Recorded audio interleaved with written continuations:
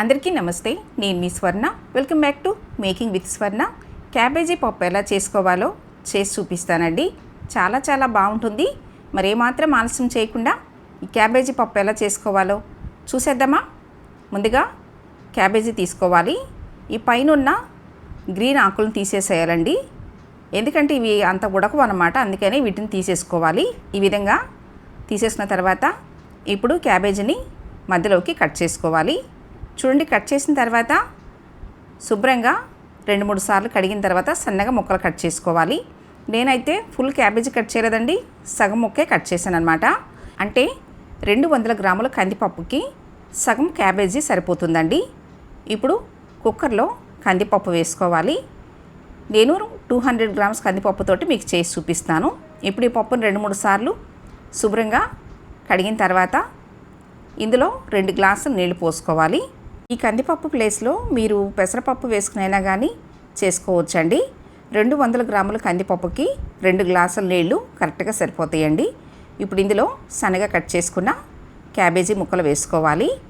మరీ ఎక్కువ వేసినా కానీ అదే ఫ్లేవర్ వస్తుందండి, అందుకనే తగ్గించుకుని వేసుకోవాలి. ఇప్పుడు 1 స్పూను పసుపు, అలాగే మీ టేస్ట్కి తగ్గట్టుగా ఉప్పు వేసుకోండి. నేను 1 స్పూను ఉప్పు వేస్తున్నాను. అలాగే కట్ చేసుకున్న 2 టమాటాలు వేసుకోవాలి. తర్వాత 2 పచ్చిమిర్చి, అలాగే చూపిస్తున్నంత చింతపండు వేసుకోవాలి. అంటే చిన్న ఉసిరికాయ సైజ్ అంతా చింతపండు వేసుకోవాలి. ఇప్పుడు ఇందులో 1.5 స్పూన్ కారం వేసుకోవాలి. తర్వాత కొద్దిగా కొత్తిమీర వేసుకుని ఇప్పుడు ఇందులో చిన్న స్పూన్ తోటి కొంచెం నెయ్యి వేసుకోండి. పప్పు టేస్ట్ అనేది చాలా బాగుంటుంది. ఇప్పుడు ఇవన్నీ కలిసేలాగా కలుపుకున్న తర్వాత ఇప్పుడు కుక్కర్ మీద మూత పెట్టేసేసి విజిల్ పెట్టుకుని 3 విజిల్స్ రానివ్వాలండి. ఎక్కువ విజిల్స్ వస్తే మరీ మెత్తగా అయిపోతుంది, అందుకనే 3 విజిల్స్ వస్తే సరిపోతుంది. చూడండి, మీకు 3 విజిల్స్ వచ్చిన తర్వాత ప్రెషర్ అంతా పోయినాక తీసి చూపిస్తున్నాను. ఈ మాత్రం పప్పు ఉడికితే సరిపోతుందండి. పప్పు గుత్తితో ఏం మెదపన అవసరం లేదు, గరిటతోనే మెదుపుకోవచ్చు. చూడండి, ఈ విధంగా గరిటతోటి మెదుపుకుంటే సరిపోతుంది. అంటే మరీ మెత్తగా ఉంటే బాగోదు అనమాట. పప్పుచారుకైతే మనం మెత్తగా మెదుపుకుంటాం కదా, దీనికి అవసరం లేదు. ఇప్పుడు ఇందులో పోపు వేసుకోవాలి. పోపు కోసమని స్టవ్ మీద చిన్న ప్యాన్ పెట్టుకోవాలి. 2-3 స్పూన్లు ఆయిల్ పోసుకోవాలండి. ఆయిల్ హీట్ అయిన తర్వాత కట్ చేసుకున్న ఉల్లిపాయలు, అలాగే 4 పచ్చిమిర్చి, ఉల్లిపాయల్ని పచ్చిమిర్చిని కాస్త కలర్ మారేంత వరకు వేయించుకున్న తర్వాత ఇప్పుడు పొట్టు తీసుకున్న వెల్లుల్లి రెమ్మలు ఒక 5 కచ్చా పచ్చి కొట్టుకుని వేసుకోవాలండి. ఇప్పుడు ఇందులో చిన్న స్పూన్ తోటి ఆవాలు, అలాగే చిన్న స్పూను జీలకర్ర వేసుకోవాలి. ఇవి చిటపటమన్న తర్వాత 1/2 స్పూను అల్లం వెల్లుల్లి పేస్ట్ వేసుకోవాలి. కంపల్సరీ అల్లం వెల్లుల్లి పేస్ట్ వేసుకోండి, బాగుంటుంది.